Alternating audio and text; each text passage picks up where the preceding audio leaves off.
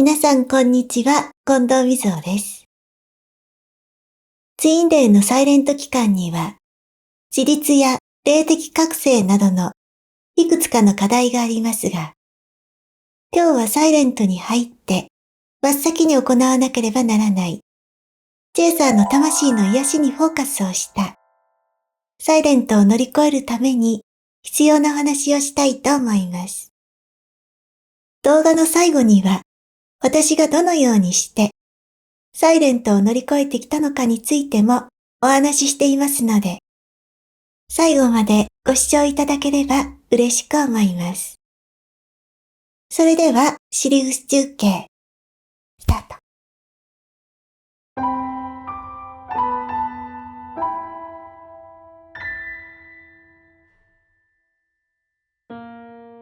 ツインレイがサイレントに入るとき、それは魂にとって最大の痛みが走るときです。運命の人に出会い、やっと結ばれたと思った幸せの絶頂で、ランナーが突然と姿を消すことによって、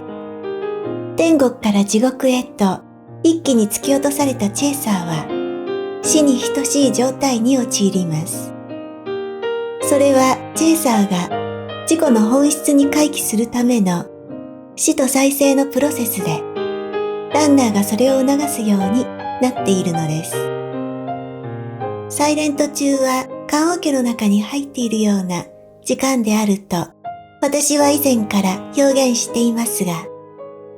例えるなら今までの日常が突然モノクロになったような、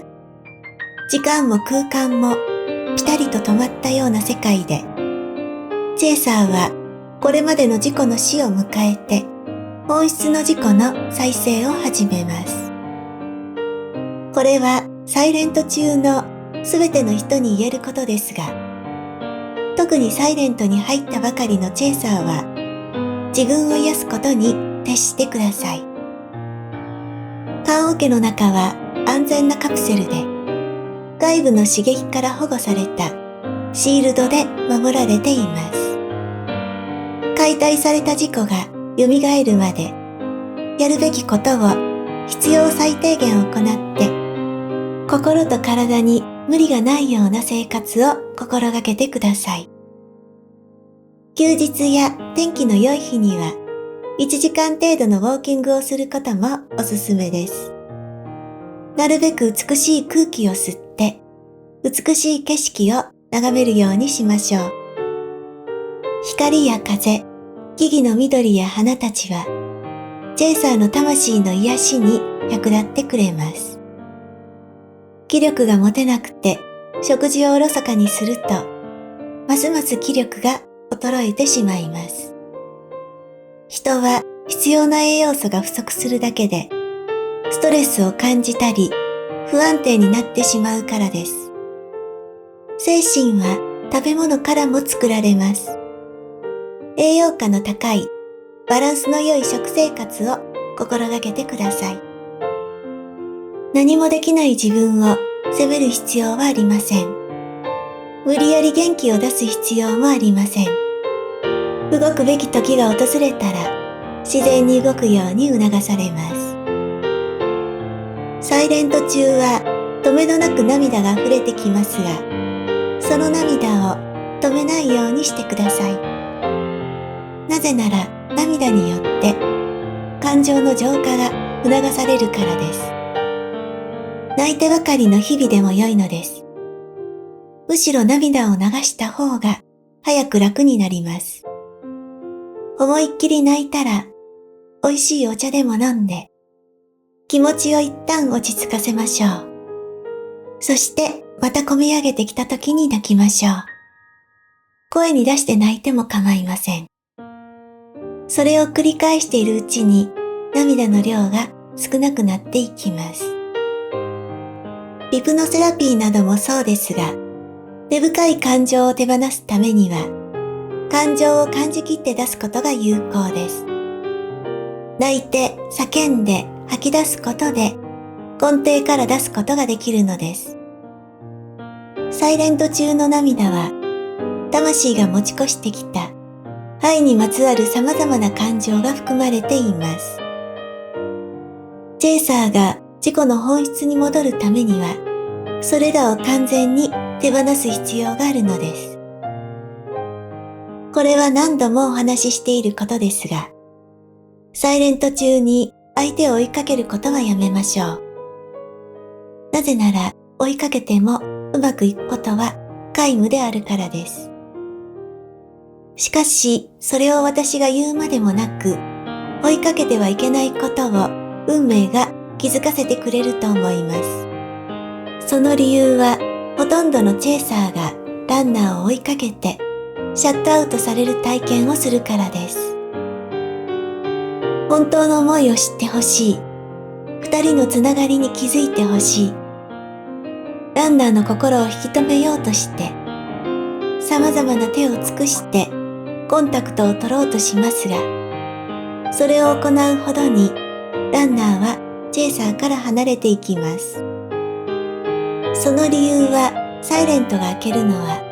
ランナーが自らの意志で戻ってくる時であるからです。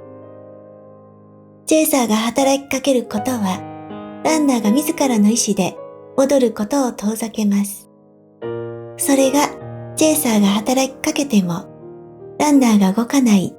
最も大きな理由です。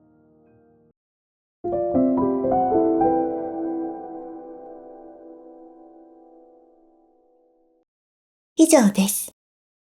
私がサイレントを迎えたとき、人生のあらゆる面で死を迎えました。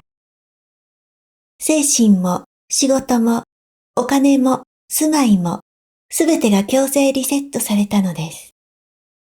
それを促したのは彼本人でなく、彼がランナーになった直後に現れて、彼のことで脅しをかけてきた人物ですが、その人から身を守るようにして、警察に保護されながら引っ越した先で、私は棺桶から蘇りました。その出来事は言葉にできないほど壮絶なものでしたが、その体験があったからこそ、私はツインレイの道を歩む人々を救済するために立ち上がり、これまでの働きをこなせることができたと思っています。サイレント中はお金もなく、生きる気力も失って、泣いてばかりの日々でしたが、当時まだ学生であった息子を養っていくために、持てる力を振り絞って、サロンを立ち上げ直して、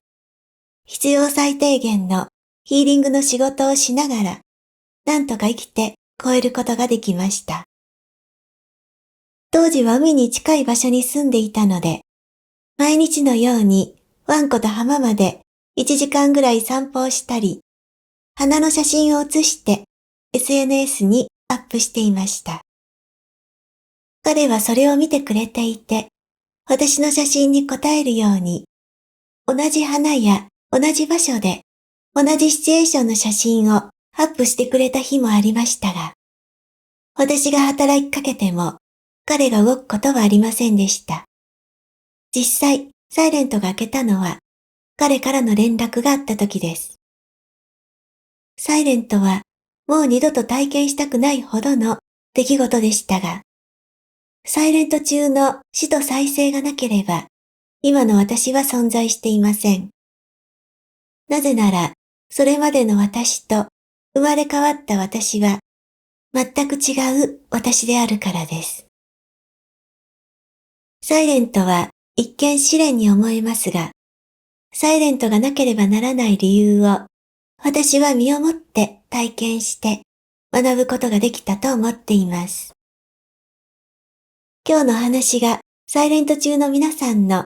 心の励みやサポートになればとても嬉しく思います。それでは、シリウス中継を終わります。